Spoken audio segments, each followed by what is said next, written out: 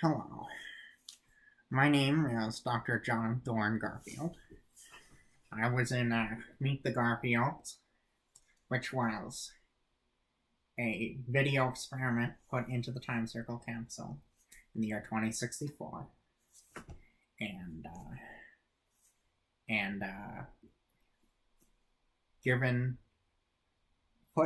converted into a video format in 2010, and then published to YouTube in 2012. And this is my this is the story of Dr. Thorn, who was a supervillain persona that I had. I wanted to tell it in the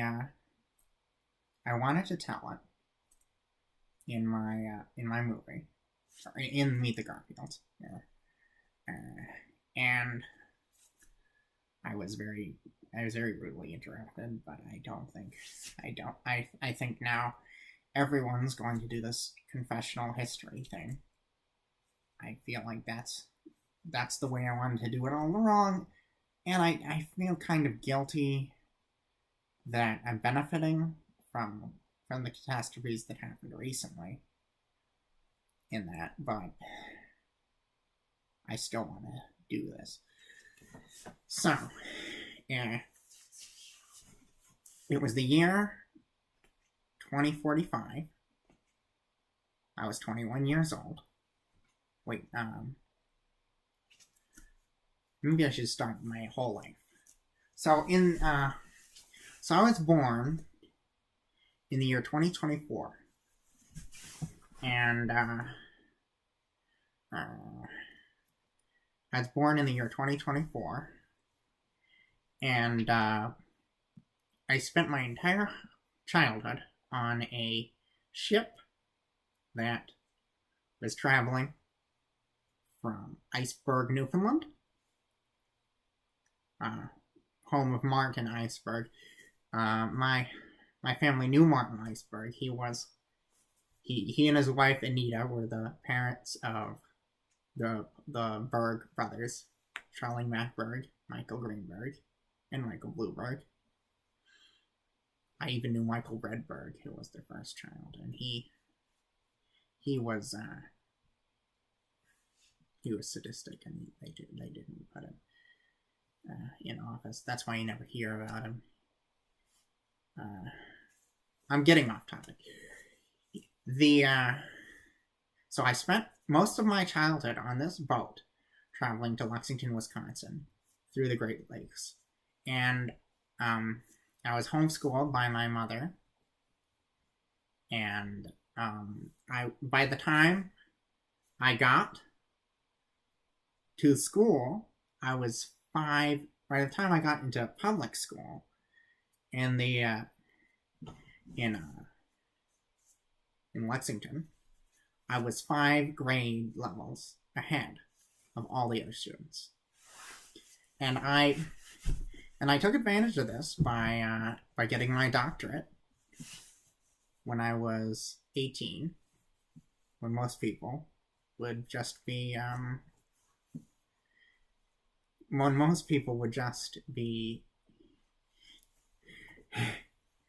why am I so nervous? When most people would just be graduating from high school.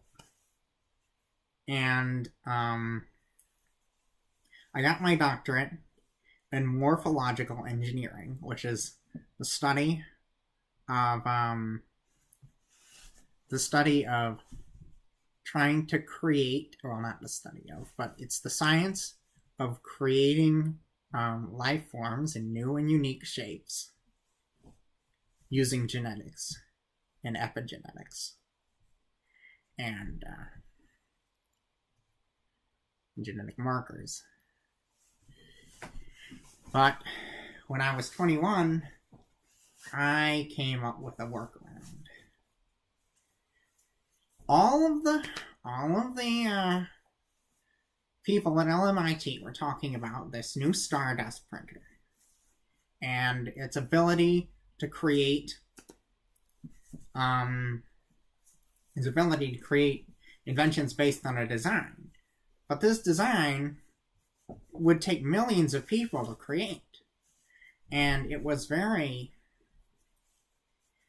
time consuming. Well, it wouldn't for normal things like a space heater or a pillow, or an iPhone. An iPhone would only take the amount of people that it takes to design an iPhone without the printer.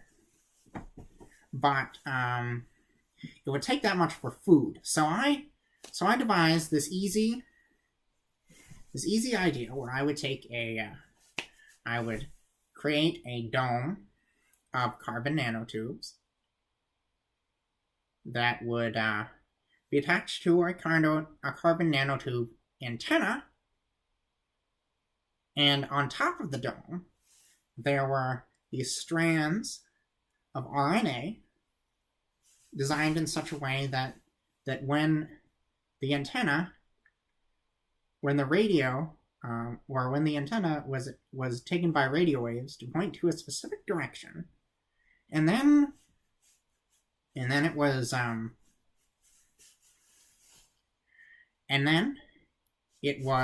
launched. Then it launches an electron towards the RNA. The RNA will release a strand of it would release a nucleotide of mRNA, which would extend out of the device. And this would essentially be able to turn that basic cell that it was in, which I had to work a while on trying to design a basic cell, into whatever type of cell you want. This was very exciting at the time, and I was very excited and signer. And I created this. And I created this device and I called it the radio virus.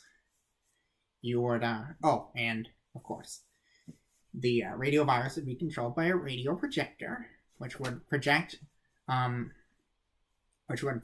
cells, or which would project the RNA for certain tissues into a wider image in 3D with a 3D projector, and it would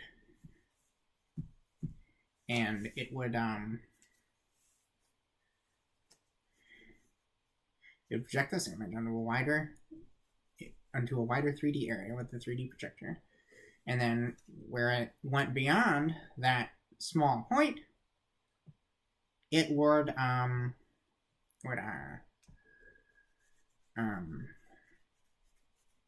divide and produce maybe 4 cells, probably 8, depending on what you're printing. And then that would make the substrate into whatever you want. I thought this was a great idea. I marketed it to the heads of the university, and they said no. I think it's because Dad and Risk wanted just not to compete with the Stardust printer, his design. But he said that it was because the radio virus would be left in the food, and apparently he thinks that it's that much of a problem that the DNA would be continually produced from random stray radio waves that go into your body. And I said, well then I'll just make a protein using that will destroy the radio virus. But people are just so dense after they've already made their point. So I was sitting alone in my study, and I was just getting really mad. And I was walking around, and I, in a fit of rage, I said, if you're not going to put my device in, I'm gonna install it over the city by force. So I made this.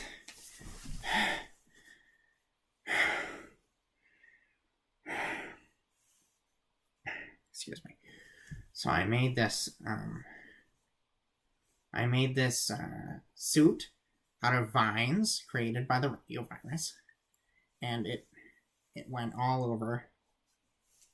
And I stretched the vines all over the city using the radio virus.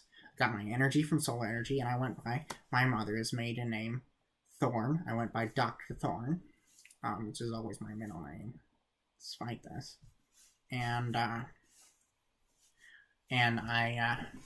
it's also fun playing words with plants, thorn, plants, And I started destroying things and replacing them with my design. And then I was captured by some superheroes. They were... Now, if you're watching this in the past, this superheroes sound a little fiction-y, but it's a thing in the future. There's a lot of science going on creating superheroes. And I was specifically sent by their superheroes, who were a group of superheroes who got their powers from eating radioactive milk. And there was Gargirl and Roy.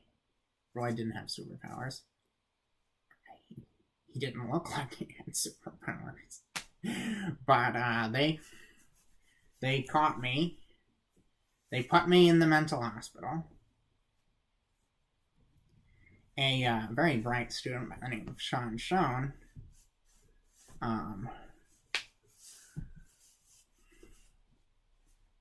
well, actually, first I was put in the prison. Then a very bright student by the name of Sean decided to plead, or who was inspired by my inventions, played my case and got me put in the mental hospital. I made a full recovery. I married Eileen in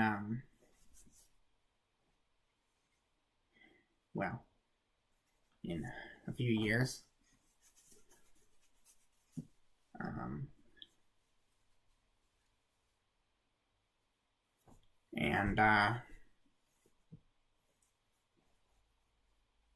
We had 2 kids, Erwin and Squirrelin. I know Squirrelin's already been to the post, and he's sad.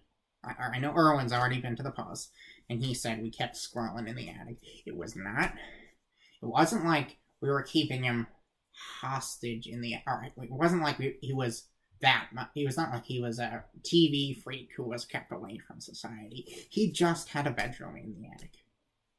And it was a nice bedroom, I think.